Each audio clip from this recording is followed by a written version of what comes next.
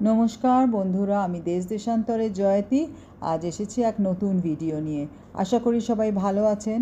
অনেকেই হয়তো জানেন আমার সব ঋতুতেই বসবাস কানাডাতে, তবে এবছর একটু ব্যতিক্রম। ডিসেম্বর মাস মানেই ছুটির মেজাজ, আর 25শে ডিসেম্বর থেকে 1 জানুয়ারি মনে করিয়ে দেয় মেঘাবৃত আকাশ, আবছা সকাল আর প্রকৃতির বুকে পাতা সাদা চাদরের কথা। আর অন্যদিকে বেলার শেষ পর্যায়ে বারবার স্মৃতিপটে ভেসে উঠছে শহরগুলো, যেগুলো আলো ও ক্রিসমাস ট্রিতে রঙিন সাজে সেজে ওঠে নিউ ইয়ার পর্যন্ত। তবে এবছরের 1 জানুয়ারি দিনটি পালন করলাম একটু ভিন্নভাবে, ভিন্ন স্বাদে। আমার অস্থায়ী ঠিকানা এখন জর্ডানে। আজ ছুটির দিন, চলুন তাহলে বেরিয়ে পড়ি আপনাদের নিয়ে। কোথায় যাচ্ছি বলুন তো? আগে তো বেরোই, তারপর ক্রমশ প্রকাশ্য। ওই যে বোর্ডটা দেখতে পাচ্ছেন, দাঁড়ান আর একটু এগিয়ে থামাই। যদিও গাছের ডালে ঢাকা পড়েছে, আমার উচ্চতা তো বেশি না, তাই আমার ক্ষমতা নেই গাছের ডাল সরাবার। আজকে আমরা চলে এলাম জর্ডান নদীর পূর্ব দিকে। দাঁড়ান, টিকিটটা কেটে নিই, তারপর সব বলছি। টিকিটের দাম 12 জেডি করে, অর্থাৎ ইন্ডিয়ান কারেন্সিতে 2500 টাকার মতো। চলুন আর দেরি না করে, ওই বাসটা আমাদের জন্য অপেক্ষা করছে, বাসে উঠে পড়ি। ইতিমধ্যে আমরা পৌঁছেও গেছি জর্ডান নদীর পাড়ে। আমরা যে জায়গাটিতে এসে পৌঁছলাম সেটি যীশুখ্রিস্টের ব্যাপটিজম সাইট। ইউনেস্কো এটা হেরিটেজ সাইট হিসেবে আখ্যায়িত করেছে।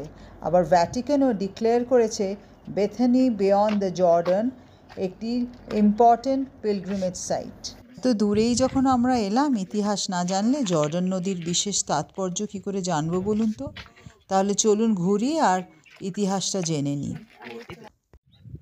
প্রায় 2000 বছর আগে জিসাস ক্রাইস্ট গ্যালিলিও থেকে জর্ডানে আসেন ব্যাপটিস্ট জনের কাছে ব্যাপটিজমের জন্য।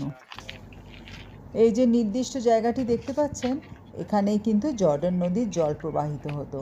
এখানেই জিসাসের ব্যাপটিজম হয়েছিল। ব্যাপটিজমের পর জিসাস যখন জল থেকে ওঠেন, তখন দেখেন ওনার সামনে এক স্বর্গদ্বার খুলে গেছে।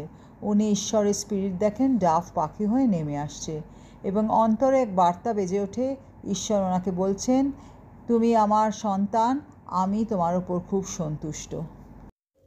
এখন আমরা এই মুহূর্তে যেখানে দাঁড়িয়ে আছি সেটা জর্ডান নদীর পূব দিকে, আর পশ্চিমে দেখতে পাচ্ছেন প্যালেস্টাইন। মিলিটারিতে ঘেরা, কিন্তু কন্ট্রোল বাই ইসরায়েল বলে ইসরায়েলের ফ্ল্যাগ উঠছে। এখনও জর্ডান নদীতে ব্যাপটিজমের প্রচলন আছে, এবং এখানে নানান রকম ধর্মীয় অনুষ্ঠান আয়োজিত হয়।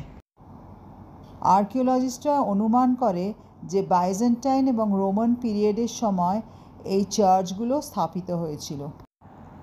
এই চার্চগুলোর স্থাপত্য, ভাস্কর্য ও শিল্পকলা সত্যিই মনোমুগ্ধকর।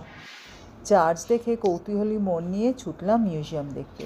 সেখানে চোখ পড়ল সেই সময়কার দৈনন্দিন সামগ্রী ও পোশাকের দিকে। সব ঐতিহাসিক ঐতিহ্যপূর্ণ দর্শনীয় স্থান দেখা সেরে ঢুকে পড়লাম দোকানে। বন্ধু ও আত্মীয়দের জন্য কিনে ফেললাম বোতলে সংরক্ষিত জর্ডান নদীর জল।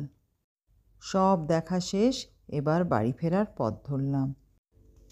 নিয়ে ফেললাম একগুচ্ছ স্মৃতি, ঐতিহাসিক সমৃদ্ধ মন, আনন্দ ও ভালোবাসা ভরপুর একটি দিন নিয়ে। ভিডিওটা এখানেই শেষ করছি। ভালো লাগলে একটা লাইক করে দেবেন, কমেন্ট করে জানাবেন কেমন লাগলো। আবার দেখা হবে একটি নতুন ভিডিওতে। সবাই ভালো থাকবেন, সুস্থ থাকবেন। আজকে তাহলে আসি।